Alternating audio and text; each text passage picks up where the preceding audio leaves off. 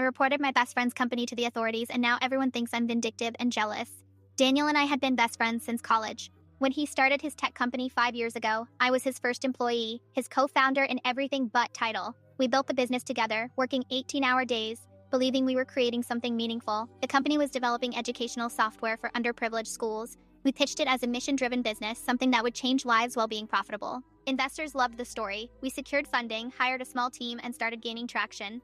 Then things started changing. Daniel brought in a new CFO named Marcus, who had connections to bigger investors. She said we needed to tell people they were connections to bigger investors. In my case, it was never good to have money. If I didn't ready to go down, I couldn't tell people.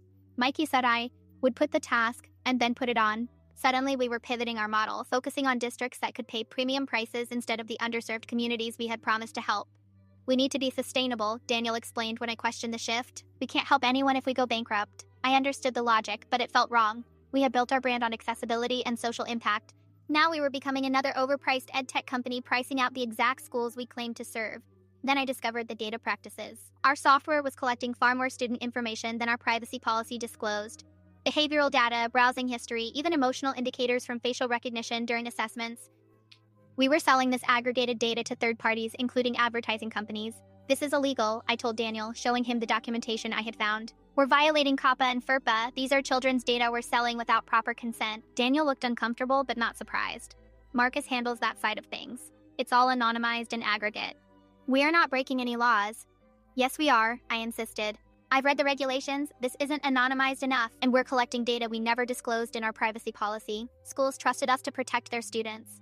You're overreacting, Daniel said, his voice hardening. Every tech company does this. It's how the business model works. Not with children's data, I argued, and not while marketing ourselves as ethical and mission-driven. We're literally doing the opposite of what we promised.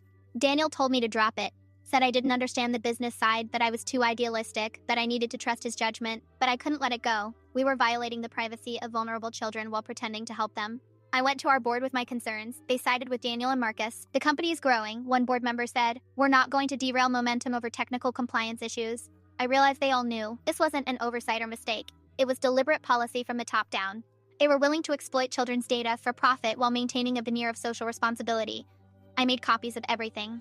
Data collection logs, privacy policy comparisons, internal communications about the data sales. Then I contacted the Federal Trade Commission and the relevant state education authorities. The investigation was swift. Within weeks, authorities were interviewing employees, seizing servers, and reviewing our practices. The company was hit with massive fines and temporarily shut down. Our reputation was destroyed. Investors pulled funding. Employees lost their jobs. Daniel called me screaming, "How could you do this? You destroyed everything we built."